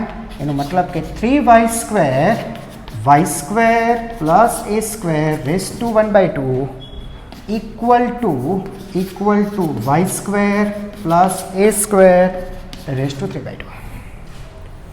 રાઈટ? ચાલો, ખૂબ સરસ. ચિંતા નહીં કરતા બેટા, ઓલમોસ્ટ પૂરું. ઓકે, ધેરફોર 3y સ્ક્વેર, જો બેટા આ કૌંસની ઘાત 3/2 છે ને 1/2 છે, તો 3/2 માંથી 1/2 બાદ કરો એટલે 1 બાકી રહે, બરાબર. એટલે Y square plus A square. બોલો તો શું લખશો? 2y square is equal two A square, તો y is equal two a/√2 half, plus or minus. પૂરું થયું બેટા. yની વેલ્યુ a/√2 એટલે પ્લસ ઉપર તરફ, માઇનસ a/√2 નીચે તરફ, એટલે બે જગ્યાએ તમને બળ મહત્તમ મળશે. માધ્યમન સ્થાનથી ઉપર તરફ a/√2, નીચે તરફ a/2, બે જગ્યાએ તમને બળ મહત્તમ મળશે, બરાબર છે. ઓકે, તમે બેટા છે ને વાયની વેલ્યુ આમાં પુટઅપ કરશો ને આ તમારા નેટ ફોર્સની અંદર, બરાબર છે. ભૂસાઈ ગયું મારી પાસે. આ રહ્યું બેટા એફ નેટ, બરાબર. અહીંયા લખી દો એફ નેટ શું હતું બેટા? એફ નેટ હતું 2k Q0q into Y upon Y square plus A square raise to 3/2. બેટા વાયની વેલ્યુ a/√2 તમે અહીંયા મૂકી દેશો ને તો તમને મેક્સિમમ ફોર્સ કેટલું હશે તે પણ મળી જશે. ખબર પડી ગઈ? एक मिनट, हाँ बेटा, और थोड़ું કામ બાકી છે. વાય વિરુદ્ધ તમે બળ વિરુદ્ધ વાયનો આલેખ દોરો તો આલેખ કેવો આવે? કારણ કે એડવાન્સ લેવલના ક્વેશ્ચન બેટા ગ્રાફ ઘણા બધા પૂછાય છે. સાંભળજો, બળ વિરુદ્ધ સ્થાનાંતરનો આલેખ તો કેવો હશે? સાંભળજો બેટા, આ છે બળ, આ છે વાય. બરાબર, તમને ખબર છે વાયની વેલ્યુ 0 લઈએ, ખ્યાલ આવશે બેટા, તમે ચિંતા નહીં કરો. વાયની વેલ્યુ +a/√2 લઈએ અને વાયની વેલ્યુ -a/√2 લઈએ. જો y 0, a/√2 -a/√2. 0 પર બળ 0, તમને ખબર છે 0 પર બળ 0 અને અનંત હોય ત્યારે પણ 0, એટલે એ વખતે પણ 0, અનંત હોય ત્યારે પણ 0. આ બાજુ માઇનસ અનંતે પણ બેટા 0. a/√2 મૂકશો ત્યારે બળ મહત્તમ, a/√2 ત્યારે બળ મહત્તમ. લો બેટા, a/√2 ત્યારે બળ મહત્તમ, સમજો આ મેક્સિમમ બળ છે. બરાબર, અને -a/√2 પર બળ મહત્તમ, પણ બળ ક્યાં હશે? તો નીચેની બાજુ મહત્તમ. જો બેટા, ઉપર આપણે ઉપર આપણે Fnet ક્યાં બતાવ્યું હતું? આમ બતાવ્યું હતું ત્યારે Fnet ઉપર આવતું હતું. તો એ જ વસ્તુ જ્યારે તમે નીચે લેશો તો Fnet નીચે આવશે. નીચે એટલે બેટા આટલા જ અંતરે અહીંયા આ થશે F મેક્સિમમ, બટ નીચેની બાજુ એટલે -a/√2 આગળ. એટલે જો 0 આગળ 0, અનંત આગળ 0, અનંત આગળ 0, માઇનસ અનંત આગળ 0, પછી a/√2 આગળ પ્લસ મેક્સિમમ, -a/√2 આગળ નીચે તરફ મેક્સિમમ. હવે બેટા તમે આલેખ જોડશો ને તો આલેખ આવો આવશે.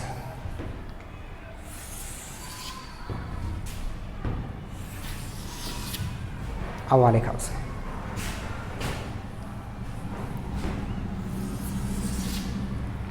બરાબર, આમ આલેખ આ રીતે આવશે.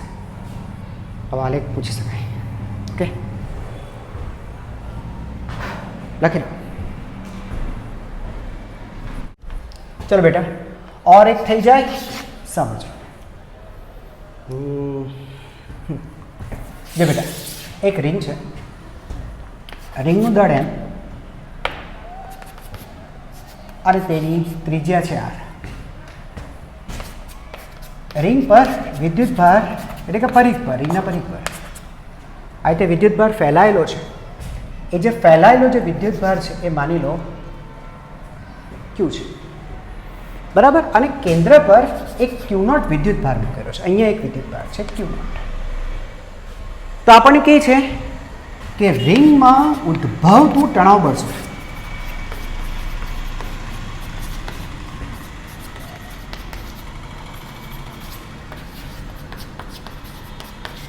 બોલો, દાખલા સમજાય? નહીં સમજ પડી બેટા. ધન છે, હવે આટલો પાર્ટ તમે વિચારો. ચાલો એક કામ કરીએ, આપણે એને 4 પાર્ટમાં વહેંચી નાખ્યા.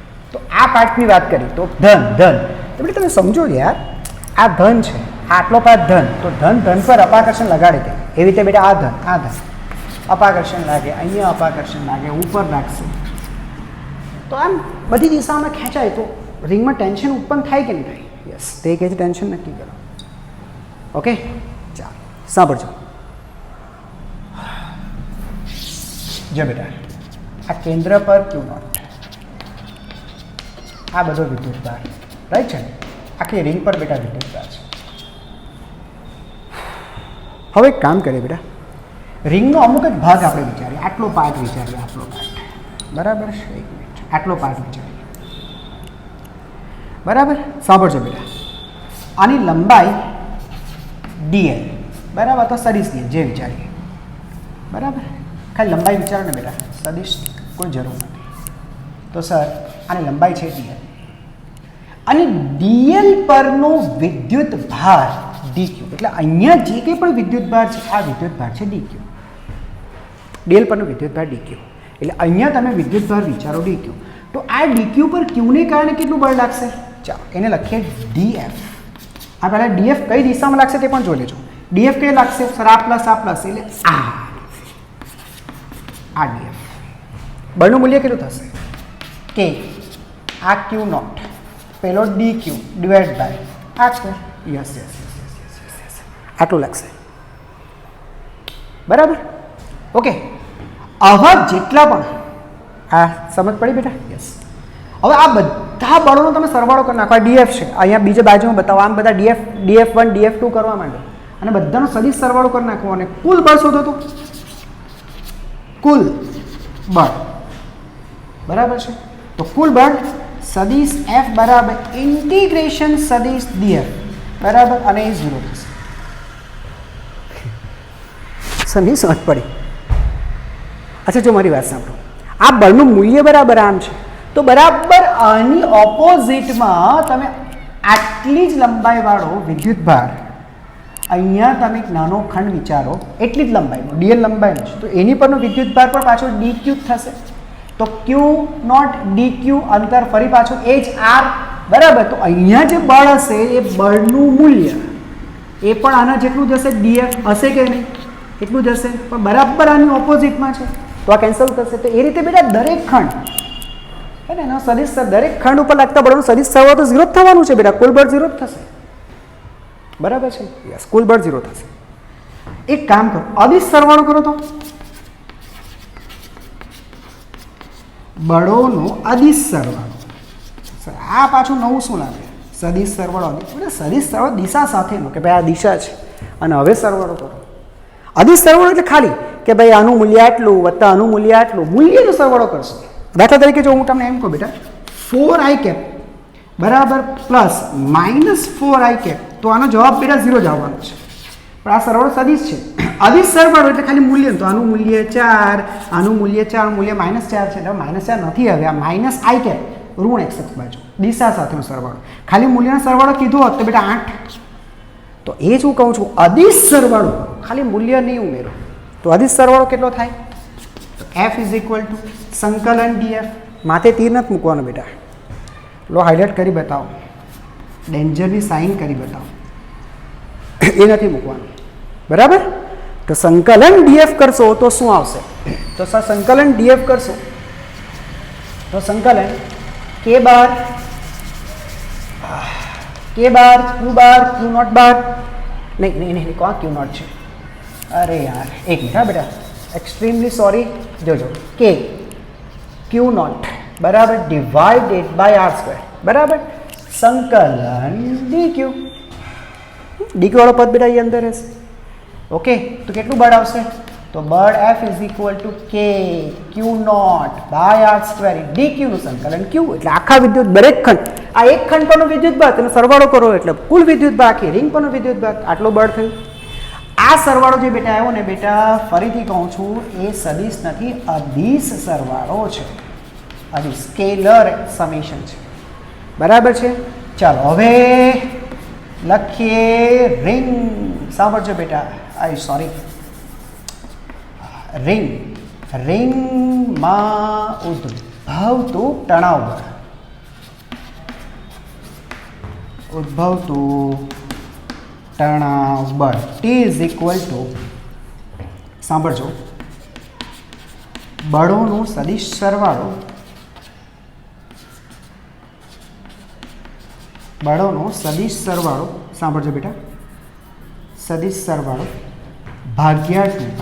આ સૂત્ર ક્યાંથી આવ્યું બેટા? 11th અંદર.